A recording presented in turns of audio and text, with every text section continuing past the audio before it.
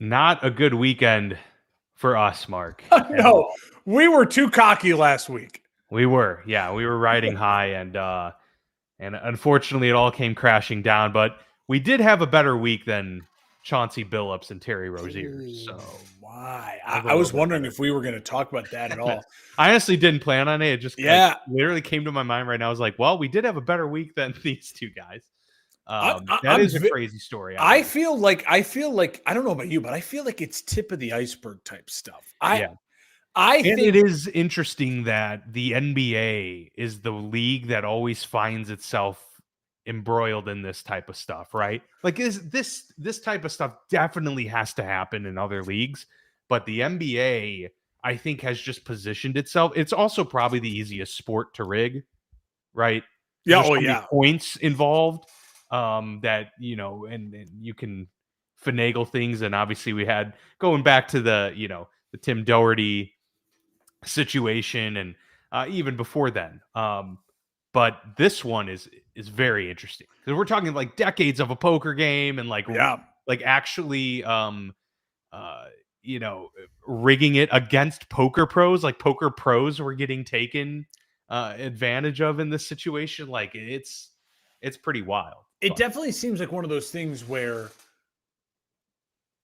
the FBI kind of knew about it, or like it seems like it's been going on. Like the NBA and Terry Rozier, it seems like they knew about it last year, 2 years yeah, ago, whatever because it was. they had been investigating and they cleared him ultimately. And then And it but makes you wonder, like, how did they clear? well, What and kind of it's maybe investigation did they do? Obviously, they don't have the resources of the FBI, but the investigation didn't give them pause at all to be like, yeah. we need more here. And that's to me where it gets interesting, right? Where maybe the NBA knew they Yeah. had something, and then it's like, we're just gonna how can we keep this under wraps?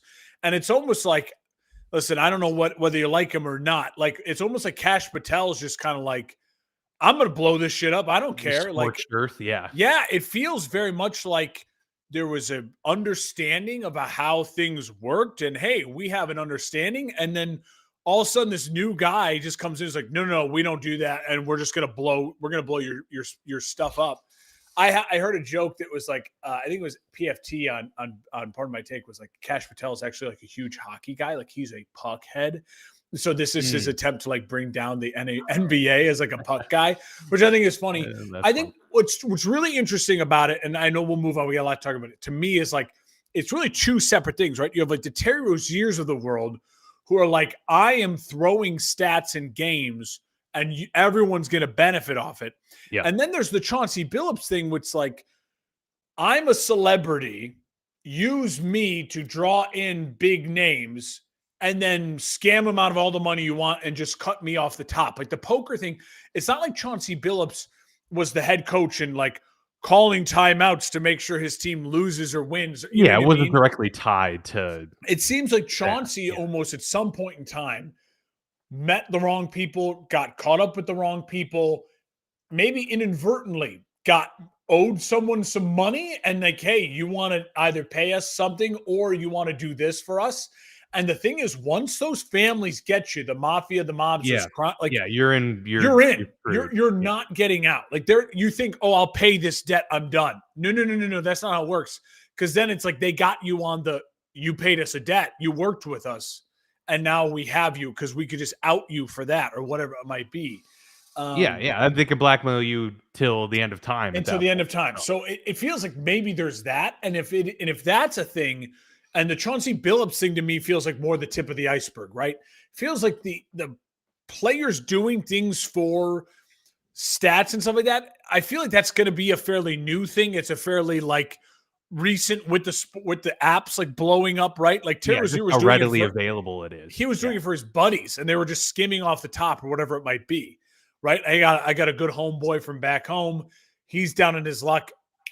I got you. Here, you know what we'll do? And then you just cut me in a little off the top, and bada bing, bada boom, everyone wins, right? Yeah. That I gets mean, flagged. the And biggest then winner out of all of this is probably Pete Rose because he's going to look better and better over time. yeah, that there's more As people are like, well, gambling. he was just betting on his team to win. He wasn't Yeah, rigging wasn't stat rigging line. games. Yeah, and so I think the Chauncey Billups thing will be interesting. We'll see more if there's people in those Bonanno crime families and all that Cash Patel is listing. Like, if they start talking or other people start talking to like, hey, I want to get ahead of this. Okay, I'll squeal. Like, just cut me a good deal.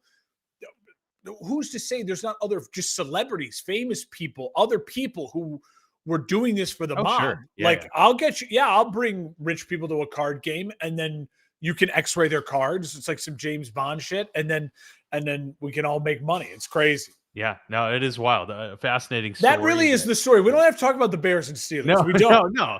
It pales in comparison in terms of the impact. This is real life, people. Real life. No, unfortunately, we do have to get into it. We do have to talk about it. Not looking forward to that aspect of today's discussion. But nonetheless, here we go into our Week 8 recap.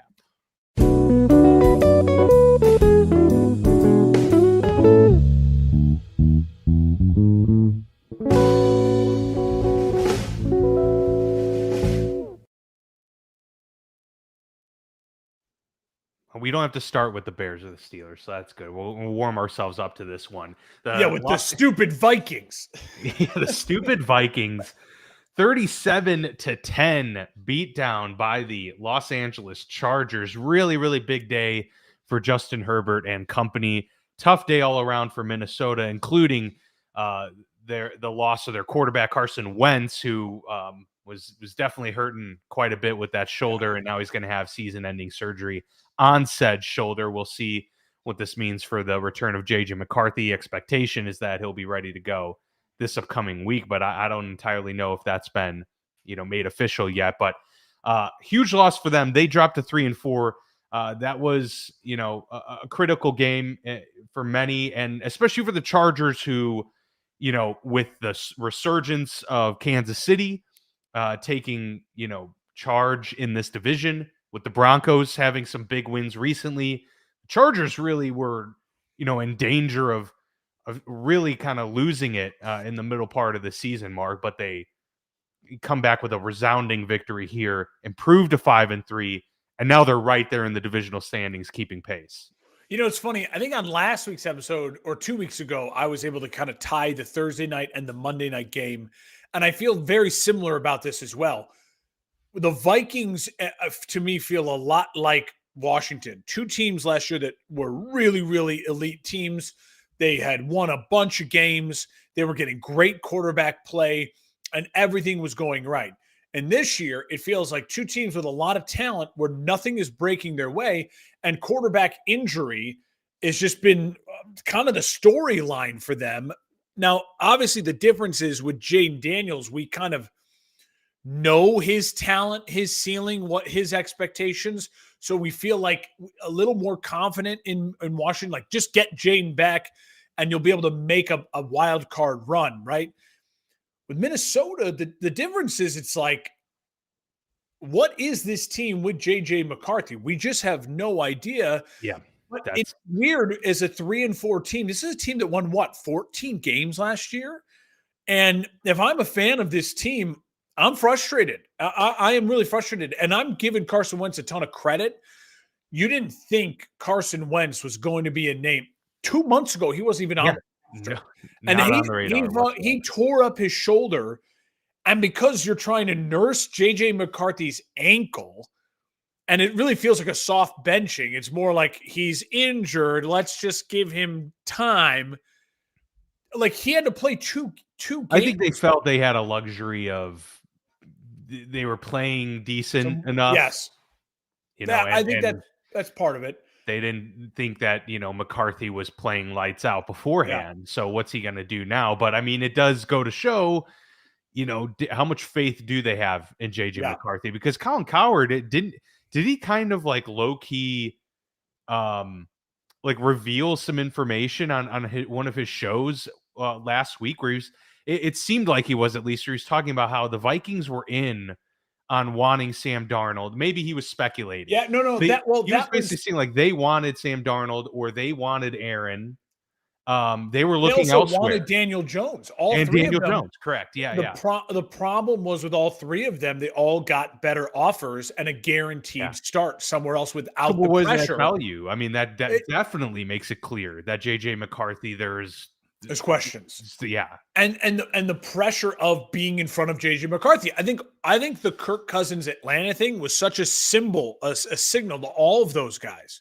Was like, just go somewhere where, if you believe in yourself, go somewhere where you don't have a rookie staring you down. Because the moment you throw a pick, it's gonna be like, oh, who cares? Get the rookie in, like, season's over.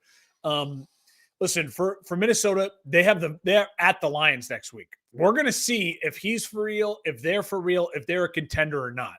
The Lions have a chance next week to kind of put their foot on the Vikings season and send them to 3-5. Right now, the Vikings, if that is a must-win game.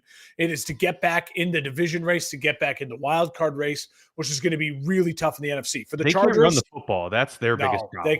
They can't. That's a JJ McCarthy's best friend.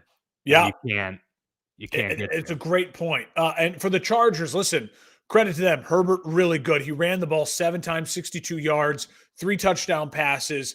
Vidal coming out of nowhere. I mean, the Chargers get Joe Alt back, and listen, they go all in back with the run game. I'd also say the trend for Ladd McConkey is really good. Ladd McConkey, the last 4 games, 3 touchdowns. It looks like they're kind of like, all right, reestablishing that connection they had. He was with Madison Beers and Justin Herbert at a Halloween party this week, so that's a good sign. Like the both hanging out. Madison Beers, Justin Herbert, he's QB1. Good on you. Yeah, he's QB1. Good on you, sir. And you never saw Justin Herbert anywhere. And in the last week, he's at a Halloween party. He's at the LA Lakers game courtside. Hey, man, he's everywhere. Living it up. He's at the Dodgers game last night. I don't blame him. He was at that game. My goodness, that's a late night. I don't know if he stayed. I don't know if he stayed the whole game. Sure. Also, shout out to Gadsden. This rookie 5th-round tight end has kind of come out of nowhere. Chargers feel like they're piecing it together and they're trending in the right direction, despite the fact that they've really been hit by the injury bug. Everyone's injured. Feels like they took on a bigger bite from the injury apple, but they're starting to get healthy. They're playing good football, 5-3. Vibes are heading in the right direction for the Chargers, wrong direction for the Vikings. The Chargers are at the Titans next week. Should easily get to 6-3 and keep this train rolling. They scored on their first 5 drives except for 1 missed field goal. So that tells you that even on that 1 drive, they got deep enough to where they were ready to score. They had an interception in the 3rd quarter, but then they followed that up with 3 more scoring drives. So 7 scoring drives on the day. Yeah. Very impressive stuff from the Chargers. They were rolling. And this once vaunted Minnesota defense has really struggled the last 3-4 weeks of the season. Part of that probably has been a little bit of instability offensively on top of it, sustaining drives running the football. But yeah, to your point, next week is going to be a big week for Minnesota. Let's get to the Dolphins on the road at the Falcons. I'm curious your take, because we already agree, pending some sort of ridiculous, miraculous comeback that we haven't seen in quite some time, the Dolphins season is largely already over. This was a huge win, probably a good morale boost for a lot of the guys, including Tua, who threw 4 touchdowns in this game. But Mark, my thought is, what does this say for the Falcons, who really had an opportunity here to go to 4-3 and continue to maybe put a little bit of pressure on Tampa, especially, a week after Tampa had a tough loss. But for the Falcons to come out really flat, obviously Kirk Cousins was in this game, so that, took a different temperature entirely. But they lost by 24. The defense didn't look particularly good, where it had looked pretty decent earlier this season. To you, are the Falcons complete pretenders in terms of, contention for this division whatsoever? Or did you feel that maybe this was more of a blip and that they're still a 8-win team potentially? They're an up and down team, and I don't know what to take of this game from them, because Kirk Cousins was the starting quarterback and he did not look good. My biggest takeaway for the Falcons was Kirk just killed his chances, right, of getting that one last chance. If Kirk came out and was 27 for 31, not 21 for 31, if he had 270 yards, not 170 yards, and threw a touchdown or 2 and kept it close and was like, oh, look it, they're really getting everyone involved. But it was very obvious if you watch that game, like he just couldn't do it. And I know they didn't have Drake London, so that hurts his chances of being successful.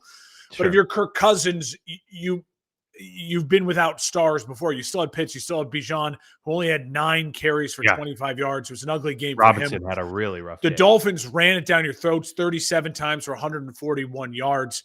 I don't know what to make of the Falcons. I haven't believed in the Falcons at all as far as it being a contender. I didn't pick them to make the playoffs. I think this is kind of a ho-hum, but it makes Michael Penix look good. Like it certainly makes you feel a little bit better about Michael Penix being able to run this offense more consistently. For the Dolphins, I mean, Tua was spectacular. 20 of 26, 4 touchdown passes. Waddle, 5 catches, 99 yards, a touchdown. They didn't look like a team that quit, which is wild because they looked like the team that quit for the last couple of weeks. So I don't know where this came from. It was a great win on the road. Maybe it was just clearly one of those times where McDaniel said, like, maybe he did motivate them in the right way to be like, listen, this is now one of those moments where it's like everyone's on the line. Like, put the tape out there at least. Like, go play like you're playing for your next contract. Like, I got to play for mine. Like, it felt like a team that was like, hey, we're going to put on some tape. Like Tua was all in, even with that weird eye injury thing that he was dealing with. I was like half swollen. Great win for the Dolphins. I don't know where it leads, but what I know it leads to them hosting the Ravens tomorrow night or 2 nights from now on Thursday Night Football. And if they can play Lamar Jackson at home and beat him and stop this little Ravens momentum and they can get to 3-6, I'm not saying the Dolphins are going to make the playoffs, but it will certainly change, I think, the vibes of the season and once again proves that these are long seasons. I know it's only 17 games to compare to 82 in the NBA. But these are long seasons as far as how quickly the vibes can change and turn around. Falcons are at the Patriots next week. Whoever's playing, I don't expect them to win that game. Yeah, definitely not. Is anybody more happy for Justin Fields than us here on the Football Lounge? What a great way for him to get out there and get a signature win. Yeah, the Bengals suck. Their defense is really bad. Someone started the Bengals defense at fantasy and thought it was a good idea, and it lost them 9 points. So yikes. Yeah. Well, 39 points the Jets are able to put up on this one. A 1-point victory, 39-38. How about that point total there for these two teams? Clearly, both defenses really, really poor. But, awesome for Justin Fields to kind of have that comeback victory and get it, late and get the first win of the season for the Jets and to do it the week after Woody Johnson made all of those remarks and, he was benched and all of that stuff. Really cool for him to get the win there. And for the Bengals, really brutal loss because they, as we saw what just happened with Pittsburgh on Sunday night, they really had a good opportunity to make this even that much closer than it still is right now. So really brutal way to lose for Cincinnati, but I still think they got to feel pretty good about Joe Flacco and company, even though he now is nursing an injury. Dude, the Bengals were up 31-16 at the end of the third quarter. You can't lose that game at home. You just can't lose that game to a winless Jets team. That's the type of loss that makes me feel like one of two things. Either the Bengals will now rip off 3 wins in a row and kind of like find the motivation from that loss, right? Or it's the type of loss that it really kind of unravels things. As you mentioned, now Flacco's beat up and things just kind of fall apart. I'm hoping it's the latter because the Bengals are playing the Bears next week in Cincinnati. And so I will be hoping for that as well. We'll see. But yeah, to me, the Jets scored 23 in the fourth. Fields was really good in this game. I don't want to say he was fantastic. 21 of 32. He had a touchdown pass, 244 yards. No Garrett Wilson. So they're doing it without Garrett Wilson. But it was really the Breece Hall game. Like it was a reminder that Breece Hall, if in the right situations, if used correctly, is an elite back in this game and someone who can bust games like a Jahmyr Gibbs or bust games like a Jonathan Taylor on his own style, but is an ultimate weapon. So credit to them. Shout out to Jamar Chase getting 12 catches for 91 yards. I I will say the Bengals did everything right offensively. I mean, Brown and Perine combined 21 carries, 167 yards, 2 touchdowns. Like, they were running the ball. They were up 31-16. They fell apart. I mean, they just defensively couldn't get anything. They needed one stop in the fourth quarter and they couldn't get it. So it's a bad loss for them. And for the Jets, it does feel like this is now starting to maybe feel a little bit more like Aaron Glenn can sell this as, see, you just need to take time. We're going to get things, it's helping avoid that pressure of getting that first win. They might now be able to get to 4 or 5 wins because rally the troops because they got the one. The Jets are taking on the Browns next week. That's an ugly game. Bengals, Bears, that's an ugly game. Listen, I don't. I'm happy for Justin, but I'm still not like. I'm not like, oh, okay, now he's the guy. Absolutely, no, I agree. We've seen enough to kind of know where this is headed and kind of what the finished product looks like for the most part. But good to have moments like that for good guys in the NFL. The New England Patriots had another outstanding performance against a really good defense in Cleveland. 32-13 win for the Patriots. They're 6-2. They are atop the AFC East, and the way they're playing, they look like they may be the team to beat in that division, not the Buffalo Bills. Drake May outstanding, and obviously it was a rough start to this game, but that third quarter ripping off 3 straight touchdown drives. Drake May was looking really good, and this all in the face of Myles Garrett having 5 sacks in the game. It's incredible. The Patriots were up 9-7 at half. It was tense. There was a lot of ugly football in the first half. Drake May had 1 ugly interception, but he bounced back with 3 touchdowns, 282 yards. And as you said it, 3 straight touchdowns in the third. By the end of the third, it was 30-7. So they went on. There's a 21-0 third quarter, and the wheels fell off for the Browns, who fall to 2-6. Myles Garrett is a special player. Myles Garrett, put him in the long list now of the Barry Sanders, Calvin Johnsons, the Joe Thomases for his own Browns organization. Larry Fitzgerald. Where it's like you are just a Hall of Fame player who's going to play 90% or all of his career in one place, and you're never going to be a winner, but it doesn't take away from the fact that you are a Hall of Fame player and you're an absolute phenom. And Myles Garrett is certainly that. They were dominating the Patriots. Now, the Patriots, I think they can learn something from this win. That is, number one is I think they obviously have to handle – there's a lot of elite pass rushers in the AFC. They obviously have to handle that better. You can't give up 5 sacks to one guy. And secondly, what I think, if I'm a Pats fan and if I'm the Pats organization, I'm looking in the mirror, Dan, and I want your thoughts on this, is like, do we make a move? Like, you have a second-year quarterback on his rookie deal, and he is exploding. I mean, he's putting up numbers that he's in the category of like the only other people to do this in a 7-game stretch are guys named Manning, Brady, and Mahomes. It's otherworldly what he's doing. He's performing at a high level. Now, I don't know if this is Jaden Daniels year 1, if this is sustainable, but right now it's happening. So do you make a move and go all in, maybe disrupt the chemistry, or do you just stay with the hot hand, leave it as it is, and let the chips fall as they do? Yeah, it's a good question. And they're talking about a lot of wide receivers potentially being on the trading block, and this could be a move that the Patriots could make as well. I mean, we're hearing Rashid Shaheed being floated, and Chris Olave, which doesn't seem likely, but Jacoby Myers, like some of these other like really solid players around the league. There's running backs that could be in play as well. Now they do have the rookie Travion Henderson, and Ramondre Stevenson seems to be playing better too.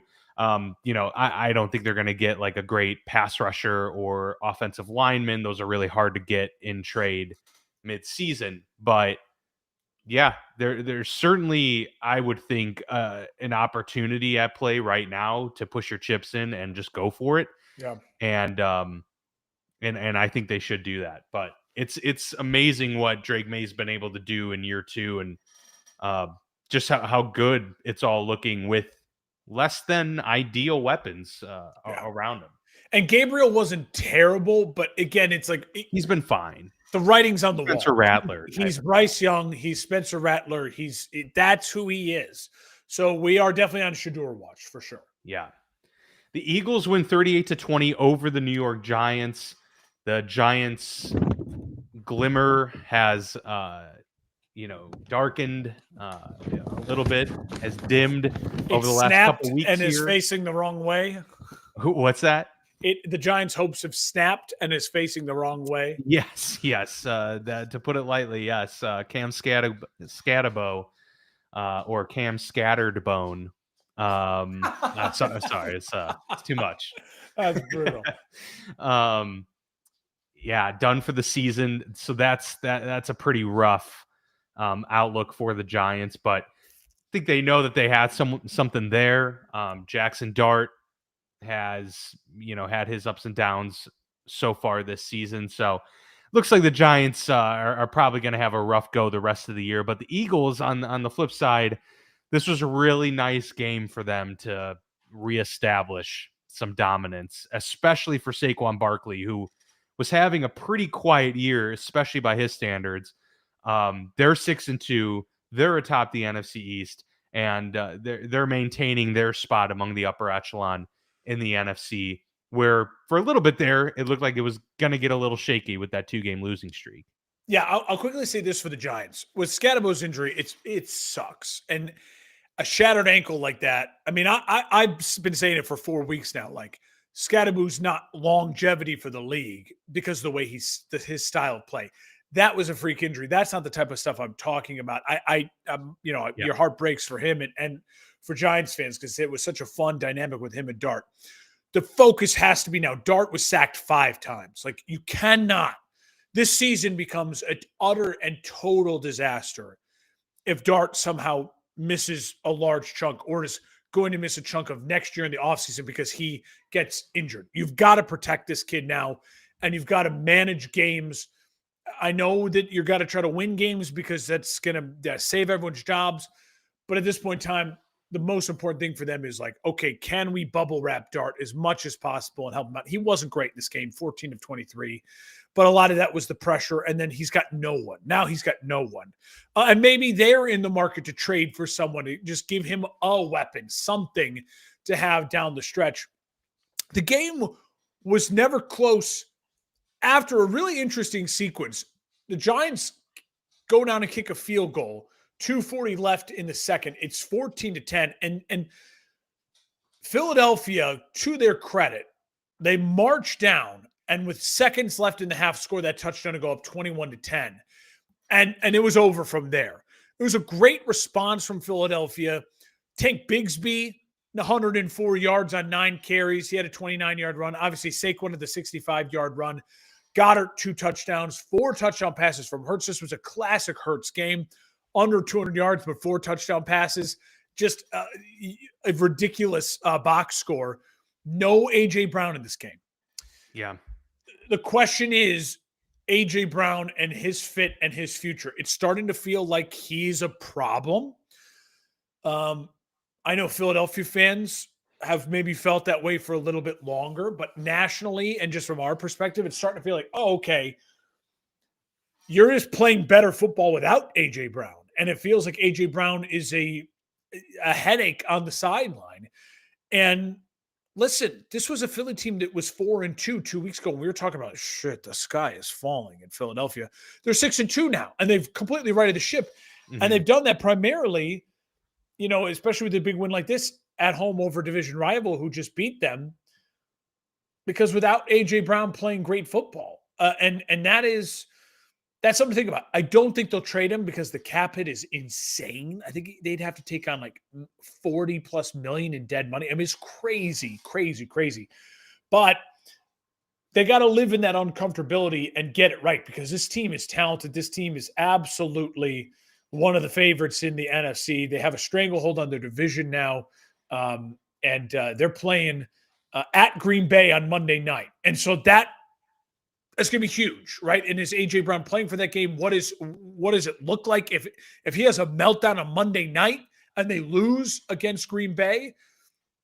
That's going to be a huge story. So we'll keep an eye on that for the Giants. They're against the 49ers. And again, just protect Dart. Protect him. We do not need to come on a football lounge and be talking about Jackson Dart with a season-ending injury. We just can't do it. Definitely not. Carolina's home dominance came to an abrupt halt this past weekend. The Buffalo Bills routing the Panthers 40-9. Yeah. James Cook finally, returning to form here, over 200 yards in this game. Josh Allen dominating. Not too many surprises here overall, Mark. No, the only surprise is the stat that came out afterwards. That the Bills are 5-0 this season when Cook has 100 yards or more. So they are literally, that's the game plan. If you're playing the Bills, which they're playing the Chiefs next week at 3:25 Central Time on CBS, the game of the week with Nance and Romo in Buffalo. If you're Kansas City and I'm Steve Spagnuolo, I'm just telling our guys, we are going to not let up 100 yards to Dalvin Cook, and we should win this game. Like that's what the Bills are. Now, I will say this. I think the Bills can win in other ways. I think you can hold Cook to 70 yards, right, on 15, 16 carries. That's how they've won this and year. They can win. I'm not saying the Bills won't be able to do that. I won't be shocked if on Tuesday next week we're talking about the Bills win and Cook doesn't have 100 yards.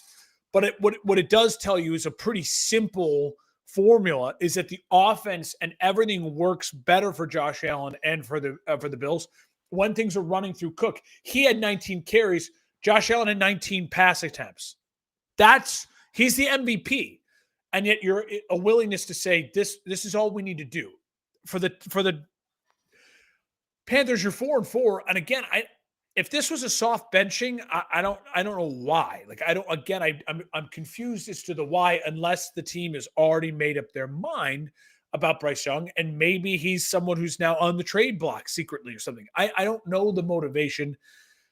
If this was a soft benching. I know they said he was injured and we rest him, and maybe you look at this like, we're not going to beat the Bills anyways. I don't know. But yeah, I just don't. I agree. I don't understand playing Andy Dalton. I just don't understand playing Andy Dalton at all. Yeah, and I mean, my adjacent concern as well is, given how great Rico Dowdle was playing, their knee-jerk reaction to just put Chuba Hubbard back into the starting role when he returned. They phased out Rico Dowdle the last 2 weeks. This past week, he was the one that averaged like almost 6 yards a carry. Chuba Hubbard was not doing much on the ground at all. He was less than 3 yards a carry. Oh, yeah. So, and I know Dave Canales came out and basically said we felt that Hubbard deserved, given what he's done for this team, but it was kind of actually a pretty illuminating soundbite from him, because he's basically admitting that, it looks like we're probably going to have to make a different decision there. So maybe they'll go back to Rico Dowdle. I'm not going to say that's going to fix all their issues, but the guy who ran for over 200 yards in back-to-back weeks might be a guy that you want to keep leaning on when everything else around your team is not that great. So I will say, Dan, we'll talk about it here coming up, but it's truth. There is a lot of truth in the fact that in the NFL, historically, it's always been a league that you don't lose your job to injury. Tom Brady was the wild exception, right? Where it's like, no. When the starter's healthy, they play, right? Yeah. It feels a little bit like, hey, Chuba's back. He doesn't no one loses their job due to injury, but it's like sometimes you lose your job to injury. And that's like, this is the textbook example. Dowdle is the better running back right now in this fit. Maybe Chuba's not 100% healthy, but he just felt like, I got to get back because Dowdle's taking my spot. But all you do in that situation is you hurt yourself, because you're going to, now it looks like you've lost whatever it is you had, Chuba. So it's tough spot to be in. The Ravens beat your Chicago Bears 30-16 in Baltimore.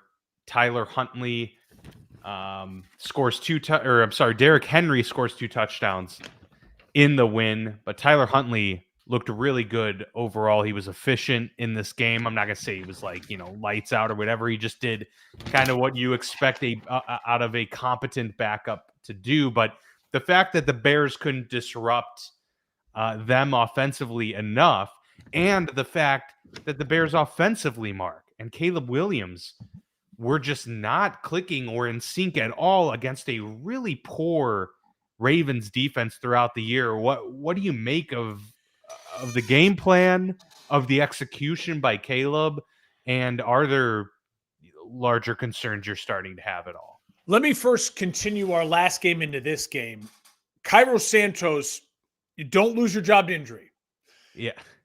Okay, you came back, it's over. Like, when you see a kicker like Jake Moody find his confidence again, and he's got a big enough leg to make 60-yard field goals, you can't attempt a 53-yarder at the end of half and come up 5 yards short. Like, it's just like you can't be a kicker in the NFL. And I know there'll be a time coming up this season, if the Bears do bench Santos for Moody, that Moody's going to miss a 30-yarder that would be a guarantee for Santos, because under 40 and in, he is 100% money. I'm already telling you right now, I can live with that, knowing that I have a guy that at the end of half can go up there and line up for a 55-yarder, and I at least know it's going to have the distance, right? You can't make a field goal if you can't get it to the bars. Like, it's got to have that your distance. big takeaway from this game, though? No. I'm just carrying I'm carrying it over. I'm carrying it over. Yeah, that's fair. You can't benching because of injury. I'm carrying it over. All right, my big takeaway from this game is I'm battling two narratives in my head. The first narrative is this: the Ravens were a really desperate team, and they're at home, and they knew all week Lamar wasn't playing in this game. And no one else knew, and the NFL is looking into that, as we know. Little gamesmanship there. And they came out, and they just were physical, and they had the Ravens that we expected this year look and feel. They were there. Derrick Henry had his carries, 21 carries, 71 yards. Not a lot of yards, but it was meaningful, impactful, 3-yard runs all the time, the 2 touchdown runs. They were really buttoned up. I think they had less than 5 penalties. They were, again, a team that felt like their game plan with Tyler Huntley was absolutely well cooked and baked. And like, if we can stick to this, we're going to be okay. And then Tyler Huntley got an opportunity once again in this league and made a ton of plays, including, I know you mentioned like, okay, well, he wasn't brilliant. 17 of 22, 186 yards, a touchdown. He also ran the ball for a ton. I believe I had it written down somewhere. Tyler Huntley ran for, I guess I don't have it written down, but he had like 50-something yards rushing. He was really efficient on the ground as well. 53 yards. 53 yards. So there's that narrative, right? Like, sometimes you just get beat, right? Like, sometimes you don't play well. You're on the road at an early window, East Coast, and it's just like you're against a desperate team that needed to win that game. And you just didn't have it. If the Bears were able to convert those first 2 drives into touchdowns, it's not field goals, maybe the Ravens never get that momentum. Maybe that you take the wind out of their sails a little bit and that desperate team, and you find a way to win a game, right? But you didn't. You didn't convert those. And then on that third drive of the game, things fell apart offensively, and you punt after 3 and out, minus 18 yards. And then all of a sudden you're looking up going, wait a minute, we've dominated the time of possession. We've dominated this football team. And now we're down 10-6. Like, what is going on? And it felt like they never recovered from that.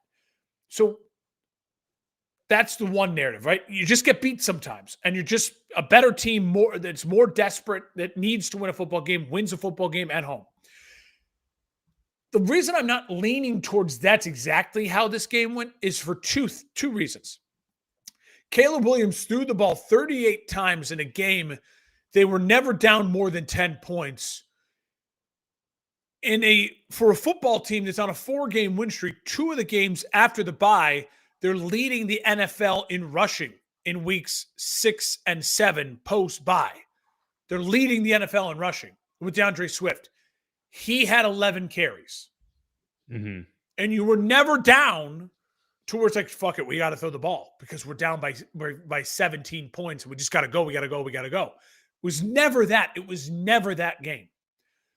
Kyle Monangai, 7 carries. Your 2 backs that you have to think of them as Gibbs and Montgomery, like they're a focal point to Ben Johnson. They're not as talented as those guys, but what I'm saying is they have to think of them as they set your offense up for play action. Like the first 2 drives were so much play action with so much big, heavy sets that I formations going at times. I'm like, what are we watching?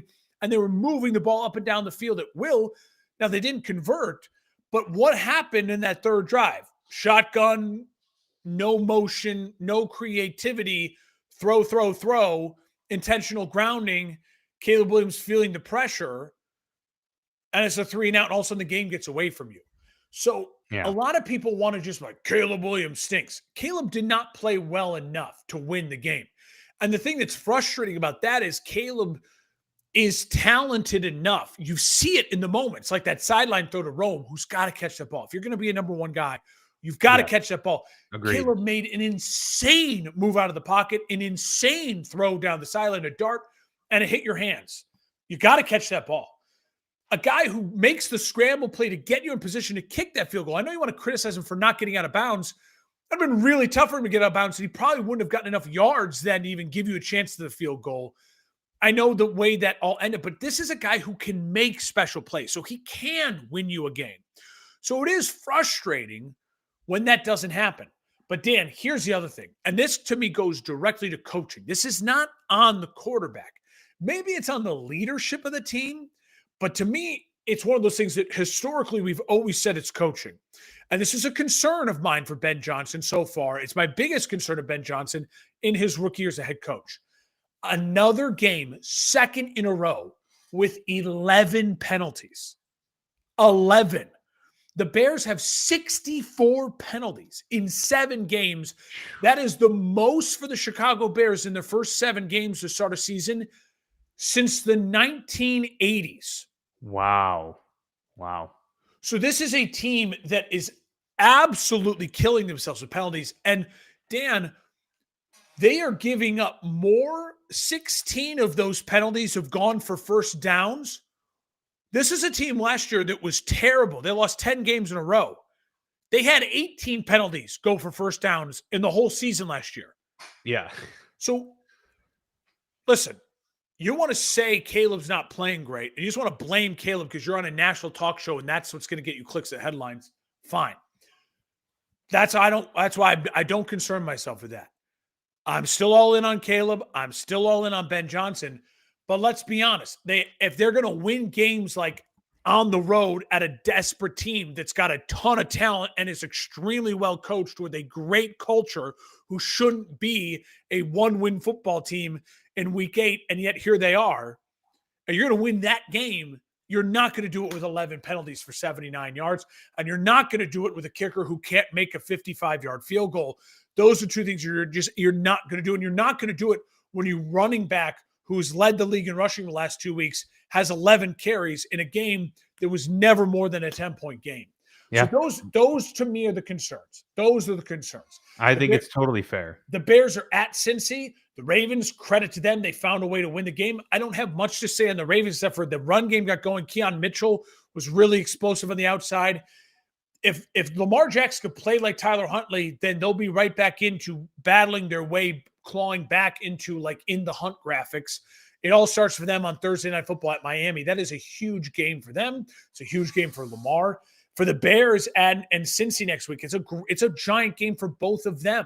If they want to be thought of as still like talked about relevant teams for the next 3 or 4 weeks, it's a must win for both of them. So big games for these 2 teams. Credit to Baltimore for getting a win at home, especially when the Bears gifted to you with 11 penalties.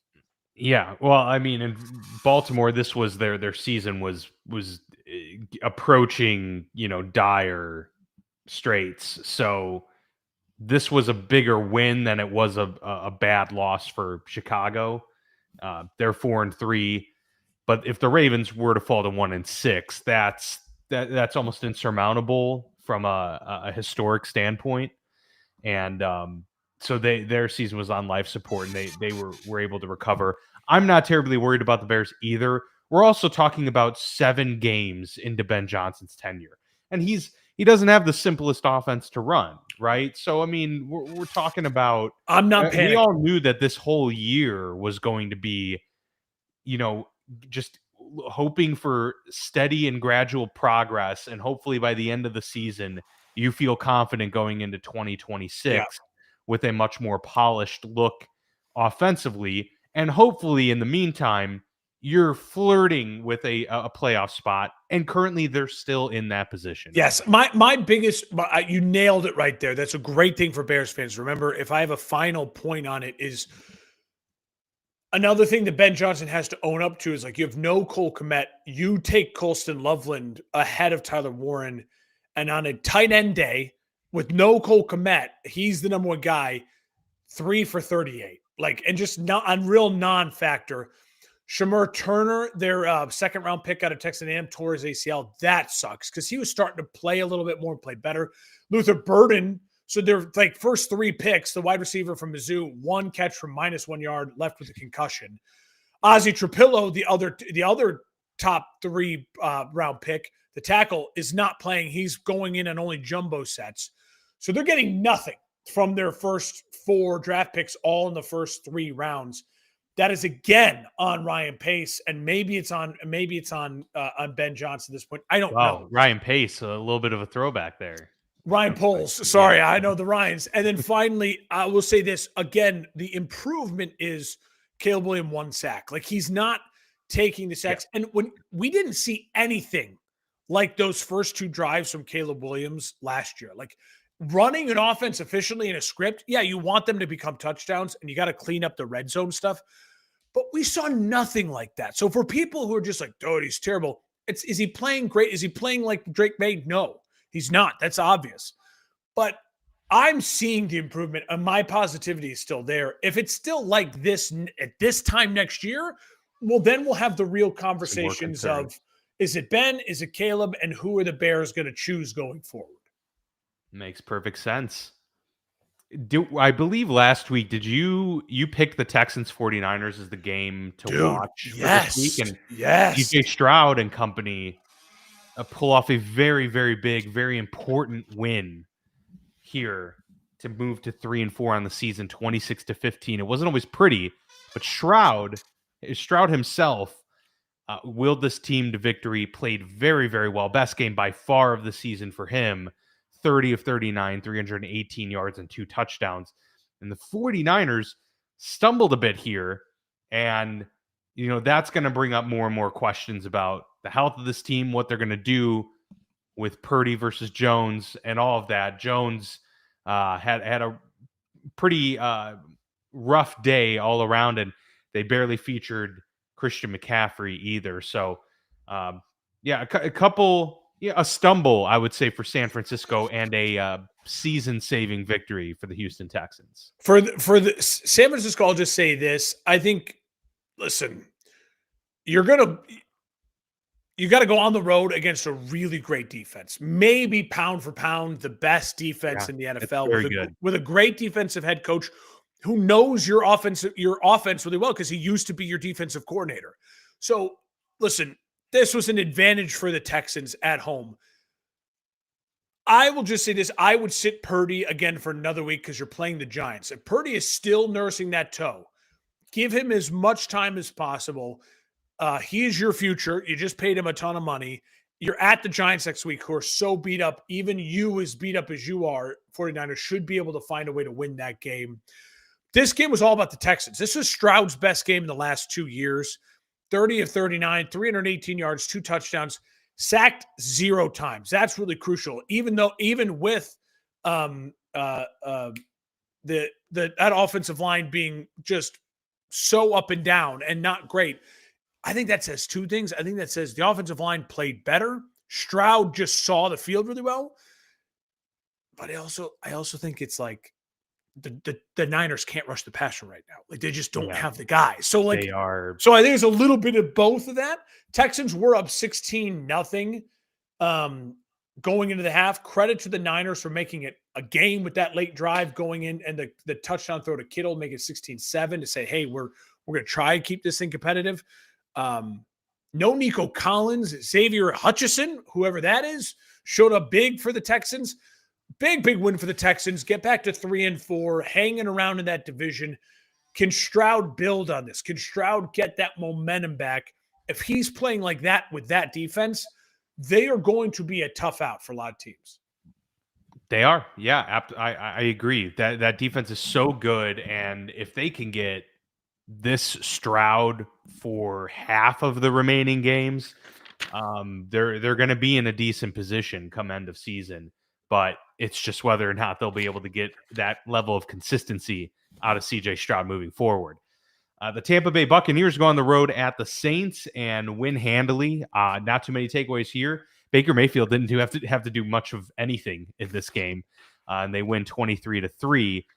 The Saints bench Spencer Rattler. Tyler Shuck comes in, and Kellen Moore has now announced Tyler Shuck will be the starter, effectively benching Spencer Rattler. What's your take on that move and any takeaways from this game overall? My take on that is go check Tankathon right now, because the New Orleans Saints are now the pole position for the first overall pick, thanks to that Jets win. Because of scheduling and everything, the Saints are in the driver's seat for the number one pick. I think Shuck getting the announced start is part of that as well. Two things. Now that you know that you have a path to the number one pick, losing helps you if you're this organization. And number two, you've got to see if this kid is anything. I think at this point, we know that Rattler is a capable quarterback in the NFL. He is just as good as Tyler Huntley, as Gardner Minshew a couple years ago. He is a guy that you want on your roster to fill in for 2 or 3 games over the next 5 years. One of the best backups in the league. He will have that title if he's a good guy from all accounts he is, then he's set. I'll say this about the Bucs. Gutsy win on the road against a divisional rival who they hate each other so much to get to 6-2.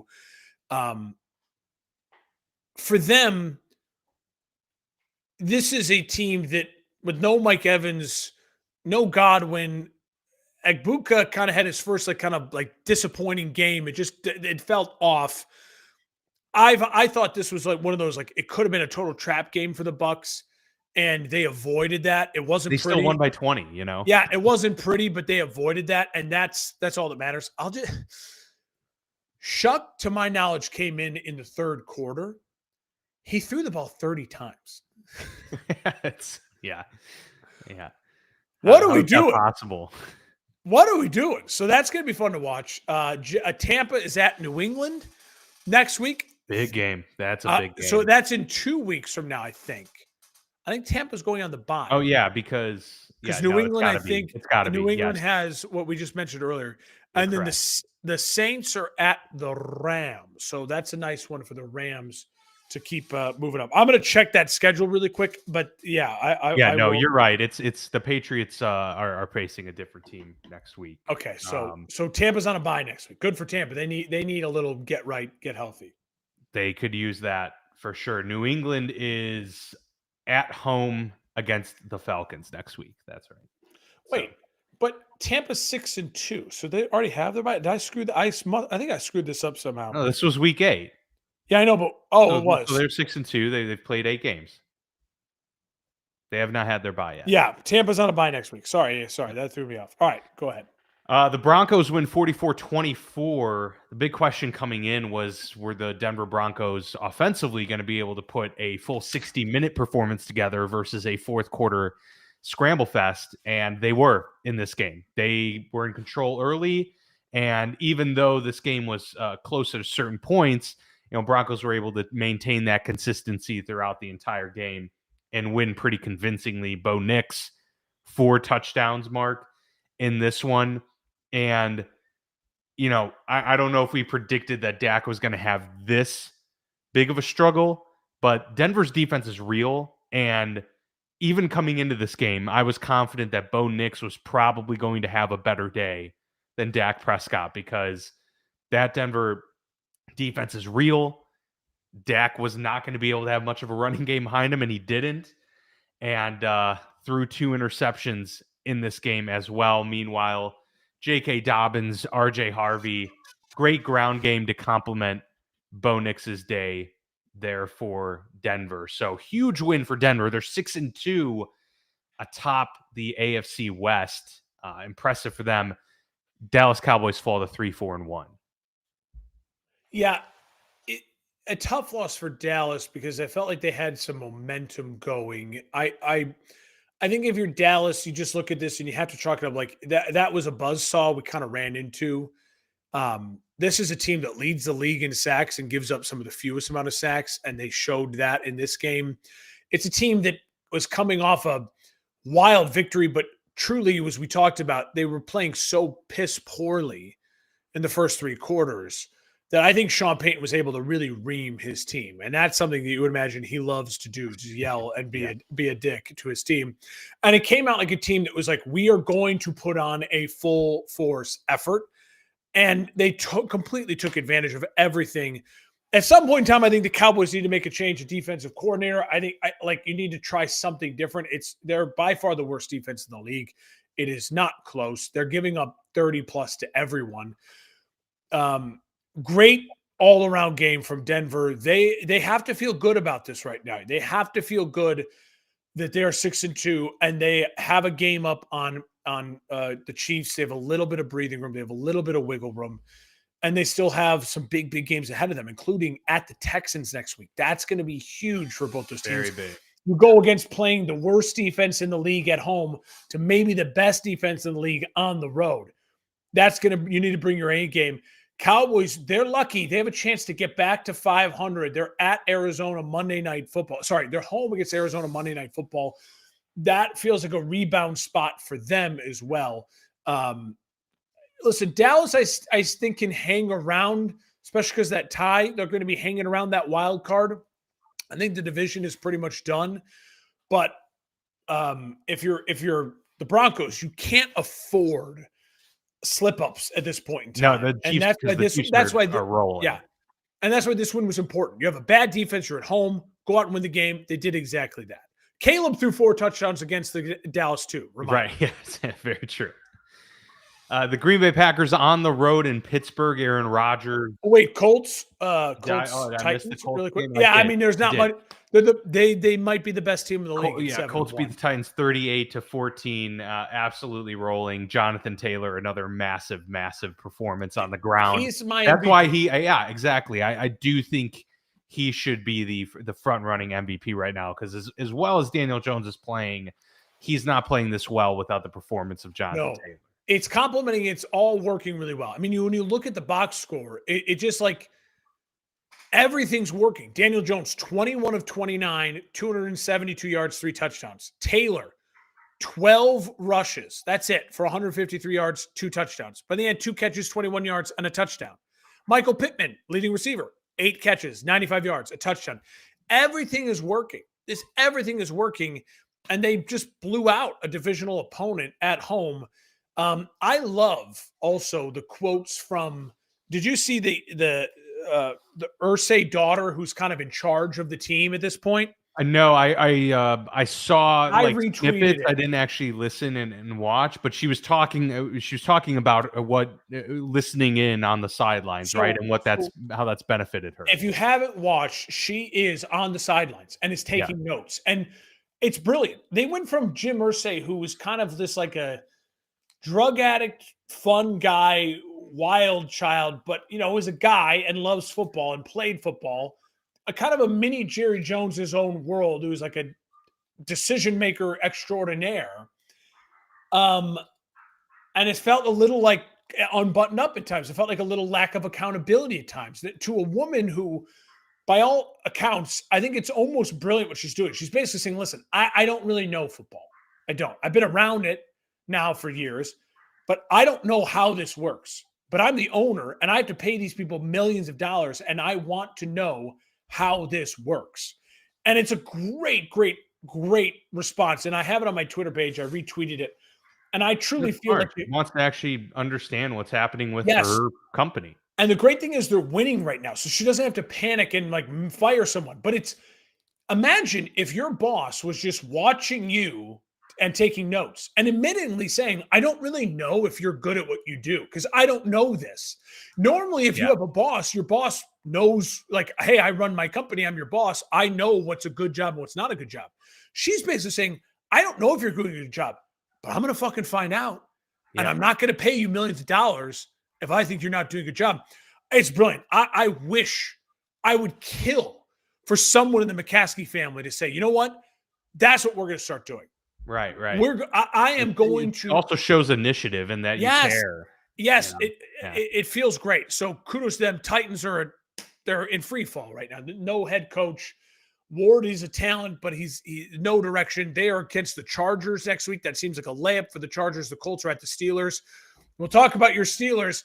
That's a big game for them at home against the number 1 seed in the AFC next week. Yeah, it's huge game. Packers handed them a big L this past Sunday night, 35-25, the final there. I don't really know where to begin too much with this game because it's let's just to me, what I want to hear you talk about is you're up 19-14 at the end of the third. Yeah. How are you feeling there? And then how does the game fall apart? I'm not feeling good at the end of the third. I didn't feel good after the opening of the third quarter, really, because it was apparent that they were already starting to not run the ball, that they were in a position to run the football. Yeah. And Jaylen Warren got 3 carries in the entire second half when this game was close for 90% of the second half. We're preaching when Jaylen Warren is averaging 6 yards a carry the last 2 weeks, Mark. It's working. And yes, Isaac Ciamelo, their left guard, left, so they didn't have their jumbo package available anymore. That's still not an excuse to just not run the football anymore. If you can only run the football with the jumbo package, you got bigger problems, right? But I don't want to make this about offense because this entire loss was 100% on the shoulders of the defense and Mike Tomlin, and to an even lesser extent, Teryl Austin, the coordinator. This is why I didn't even have any grand things to say, because it's almost fatiguing, because I do feel like we get to a point in the season the last 6 years where it's kind of the same things we're talking about.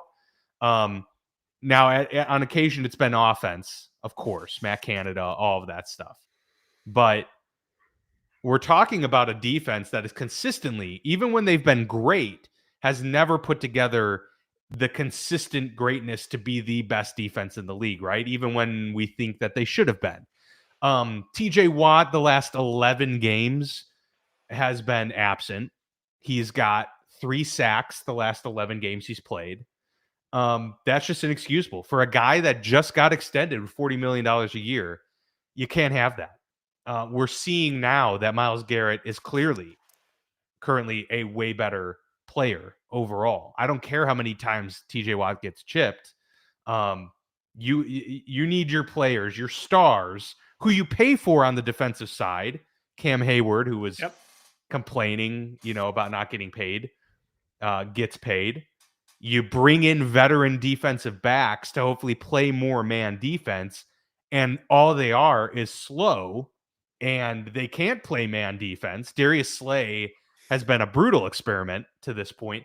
Jalen Ramsey's been fine, and he's had his moments. It is really frustrating when you have a defensive head coach that is supposed to be one of the best coaches in the league, whose defenses are routinely the highest paid, who have superstars, and who somehow every game I can point to about 4 freeze frames on all 22 of players literally holding their hands up, looking at each other because of miscommunication. You can't, it's inexcusable. I don't understand what even a fix would be.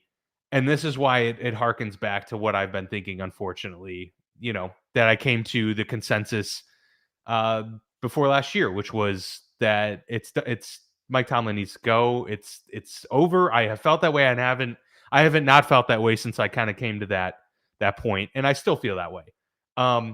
It would be such a Steeler thing to respond and have a great win this week against the Colts. Of course. But you know what? It's not going to change a thing in how I view the team. And that's the sad part, is they'll get up for certain moments.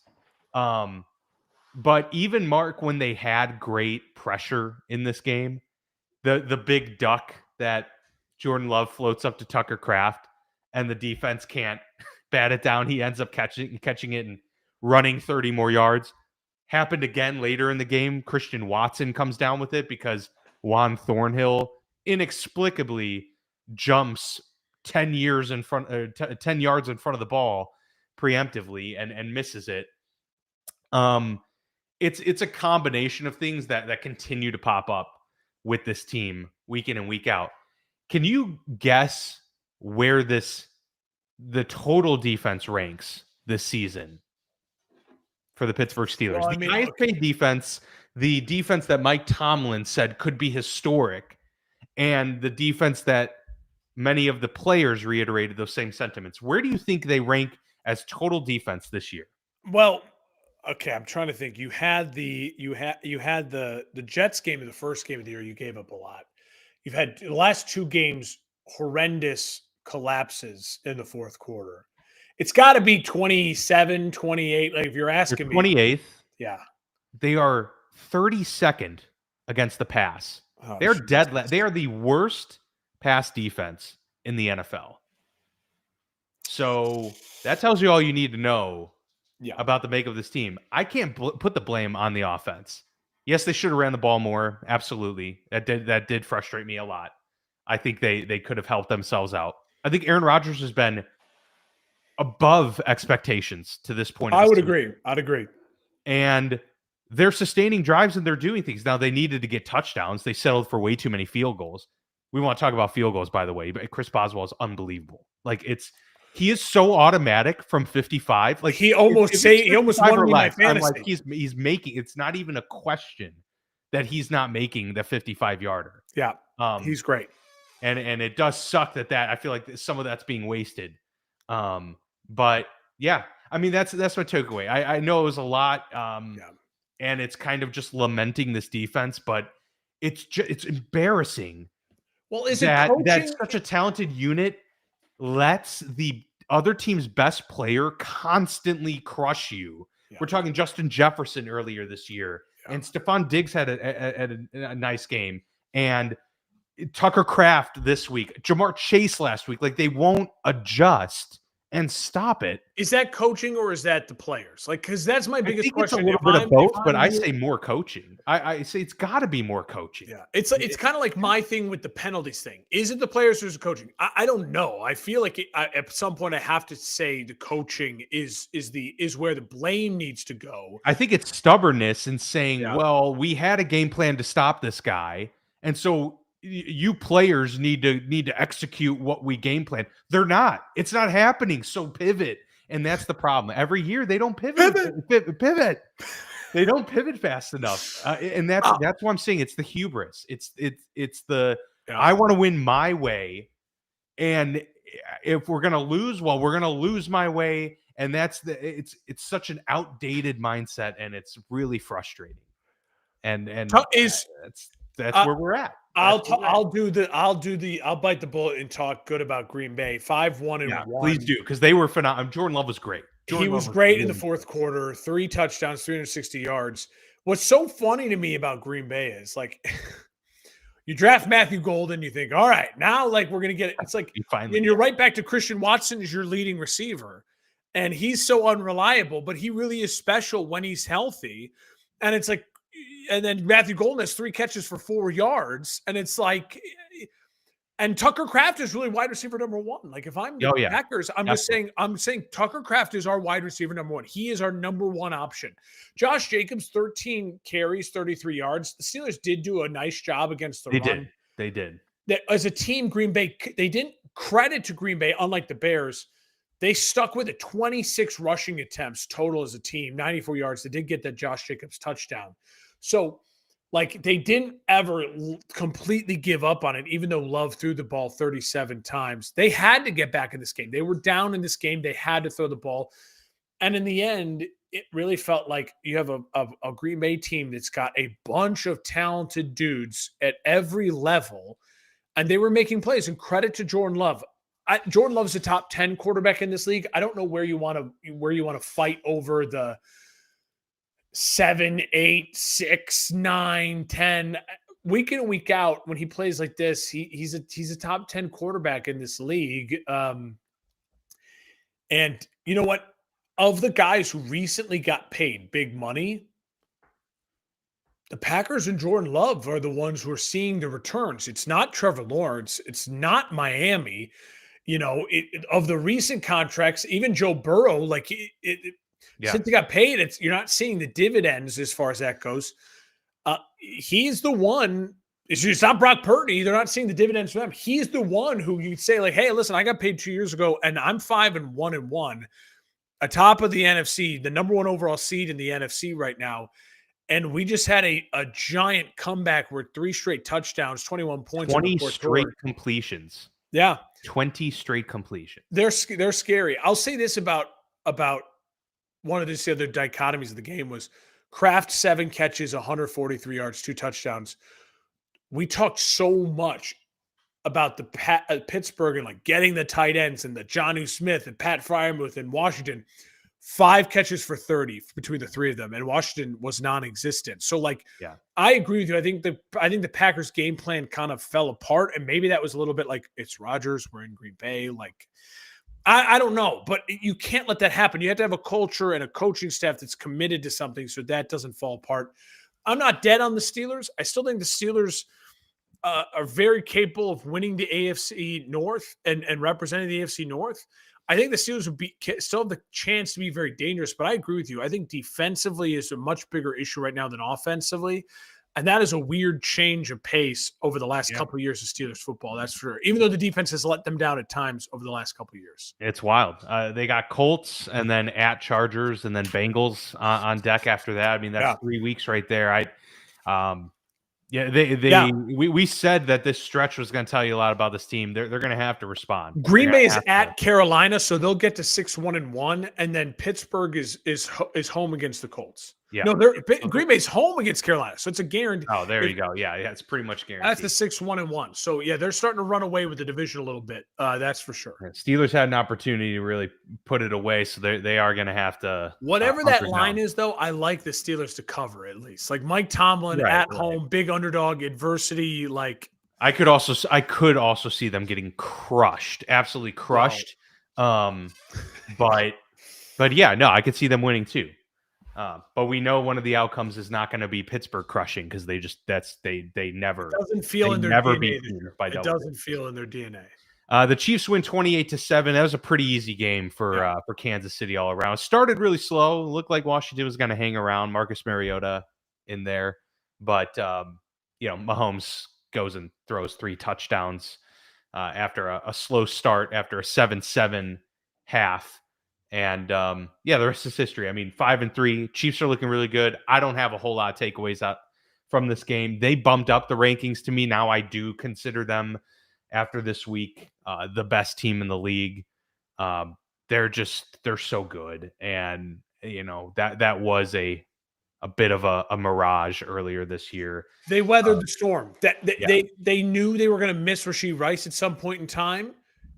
It happened to be the first 6 games, and it just so happened also that Worthy missed the first 3 games, and it's like they weathered the storm.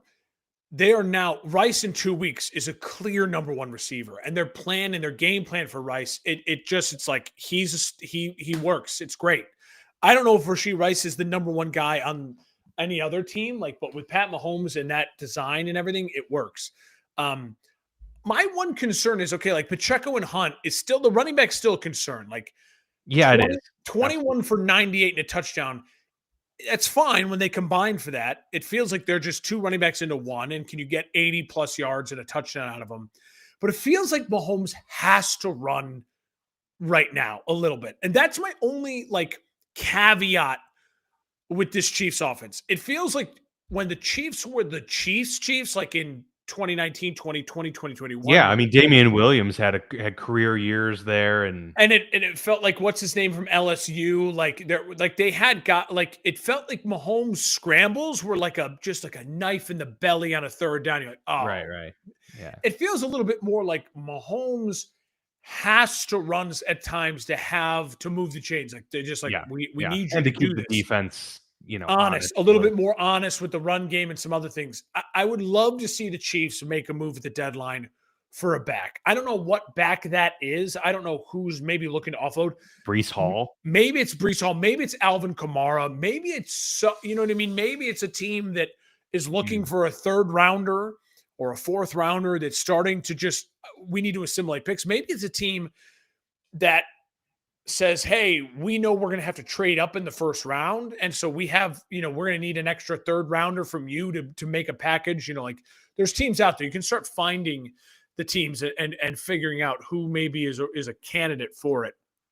But I will just say this for them, the first 3 drives of the second half, just watch that football and you'll realize like the Chiefs are back. Now, Washington is 3-5, Dan. And I'll say this, they're against Seattle at home, Sunday Night Football. That is a ginormous really big game. Yeah. I don't know if Jayden Daniels, he probably will is my assumption. Yeah. At home, Sunday Night Football in a must-win against Seattle. You can't fall to 3-6. Once you get that 6, the window becomes so tight, as we talked about the Ravens. Like, because in both the AFC and the NFC right now, it feels like you have to have 7 or 8 losses to have a chance. Like 7 losses probably gets you into the playoffs at the 7 seed. 8 losses probably keeps you in the hunt till week 17 and you just miss it. Mm-hmm. So if you get to 6 at this point in time, that's dangerous. You are playing with fire. So they have got to go on a run here. Seattle's coming off a bye, will be well rested. They're playing great football. That's a big game. And then obviously Kansas City at Buffalo. Dan, if I were to tell you to pick that game right now, Kansas City at Buffalo, CBS late game, a little preview for what we'll be talking about next week. My gut tells me right now I trust Kansas City and their vibes way more. Obviously, I hope it's an all-timer, and I do too, but it does feel like the Bills play Kansas City much better in the regular season. It's in the playoffs that they can't get over the hump. Yeah. And that, that one's in Buffalo, right? Yeah, this one feels more impactful though, because the Chiefs are a 3-loss team already. The Bills are a 2-loss team. There's some urgency there.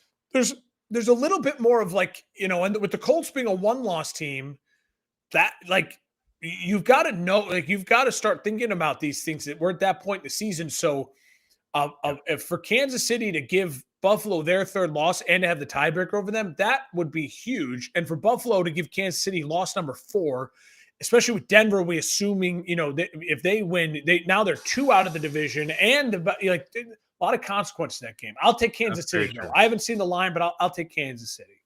I think I will too. They've got some momentum going, and just they're a better team, I think, at this point in time. So it'll be an interesting one for sure. A lot of good matchups this upcoming week for Week 9, which kicks off on Thursday with the Ravens and the Dolphins. Hope everyone has a great and happy Halloween. We'll see you back next week for our Week 9 recap.